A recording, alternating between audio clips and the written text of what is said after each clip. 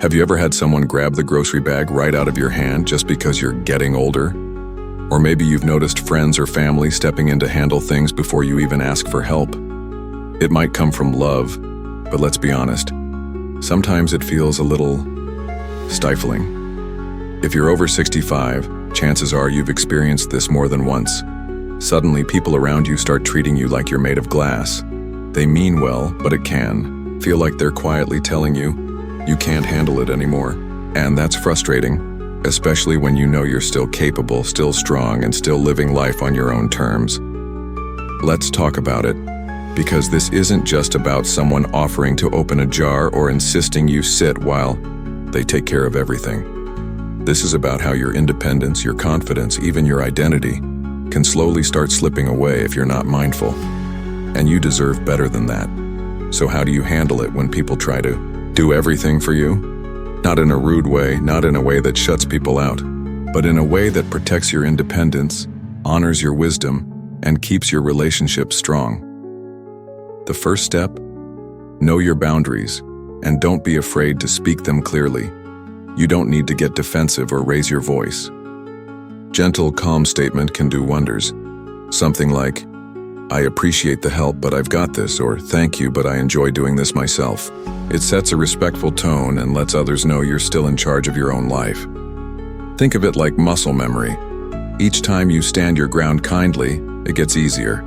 People will start to catch on. But here's the trick. It's not just about what you say, it's also about what you do. That brings us to the second point. Stay actively involved in your routines, even if someone else tries to take them over.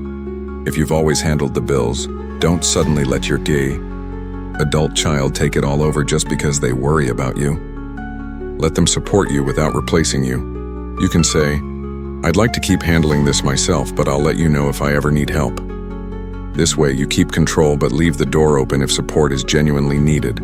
And when it comes to daily things, getting dressed, cooking, walking the dog, don't let others take over unless you ask.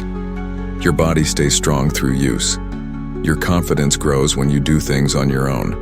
Even if you move slower than you used to or need a little more time, that doesn't mean you're not capable.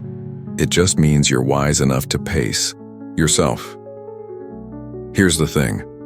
Letting others do too much for you can send a message to your own brain that maybe you can't do those things anymore. And that's a slippery slope. You are not helpless. You are not fragile. You are seasoned. And your life doesn't need to shrink just because others want to wrap you in cotton wool. Now that we've talked about the importance of setting boundaries and staying active in your own life, let's keep going. Because there's another side to this that's just as important. And that's learning how to accept help without giving up your independence. See, it's not just about saying no when someone tries to do too much. It's also about knowing when to say yes, and how to do it in a way that keeps you in control. Because let's face it, sometimes help is useful. Sometimes it's even necessary.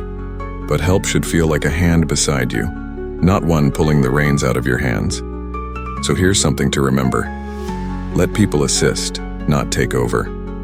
For example, if your neighbor insists on picking up something from the store for you, maybe you say, "Sure, I'd love that, but I'll come along so we can chat on the way." Or if a family member wants to organize your calendar or medications, you can say, "I appreciate it. Can you walk me through it so I'm still the one keeping track?" You stay involved. You stay informed. You stay engaged. This is where confidence comes in. When you're clear about what you can handle and open about what you'd like help with, people start to follow your lead. And that changes everything. You stop feeling like things are being done to you and start feeling like life is still happening with you. And here's another thing that often gets overlooked. How you carry yourself matters. People respond not just to what you say, but how you move, how you stand, how you show up. If you shuffle around, always look tired, or speak like you've given up on the idea of being in charge of your life, others will pick up on that, even if you don't mean to send that message. But when you hold your shoulders up, look someone in the eye and speak with clarity, even a simple "thanks, but I've got this," you project strength, and people will treat you accordingly. It's not about pretending to be younger than you are. It's about showing that age hasn't taken away your authority, your voice, or your spark.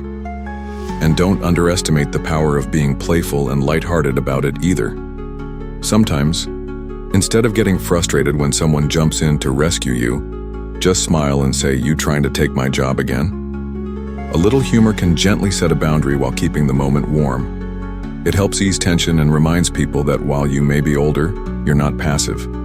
You're still right here, fully present, fully capable.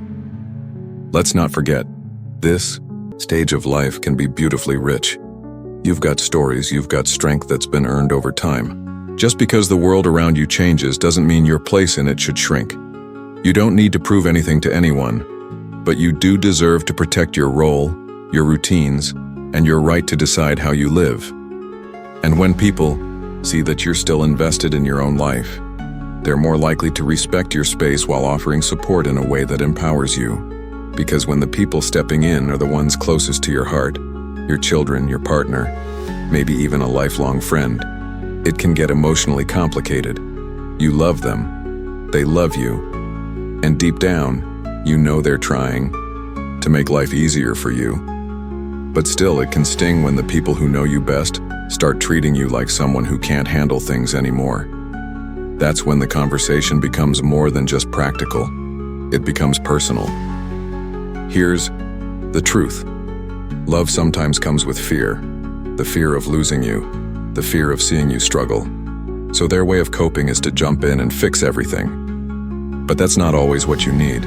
Sometimes you just need them to trust you. And that starts with an honest, calm conversation. You might say something like, "I know you care about me, I feel it, and I appreciate it.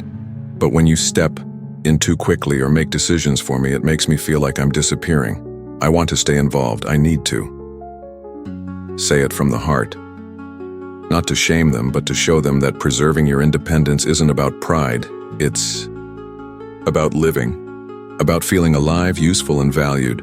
And don't just talk about what you don't want, talk about what you do want. Maybe you still want to cook your meals, but you'd appreciate help lifting heavy grocery bags.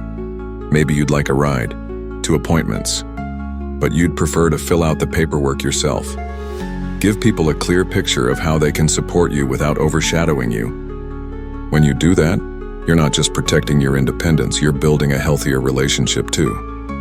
Now, I want to talk to you directly if you've been nodding your head but secretly thinking, well, maybe they're right. Maybe I can't do as much anymore. That voice, that doubt is something so many people deal with, and it's understandable. As we age, our bodies change, our pace changes, but capability isn't gone, it just looks different. Maybe you take a little longer. Maybe you adapt the way you do things. That doesn't mean you're failing, it means you're evolving. There's power in learning to adapt instead of surrendering. And when others see you doing that, watching you figure things out, take your time, find your rhythm, they'll start to see your strength again. Not the same strength you had at 30 or 40, but a quieter, wiser kind that says, I'm still here. I'm still me. You get to define what independence looks like now, not anyone else. And the beautiful thing is, when you protect your independence with grace and kindness, the people around you learn how to honor it too. You stop being someone to take care of and go back to being what you've always been, a parent, a partner, a friend, a capable adult with wisdom and value. You've spent decades becoming who you are. You've earned the right to live life on your terms, not just be protected from it. So take that space. Speak up. Hold your ground with warmth. Because no matter what age you are, your life still belongs to you.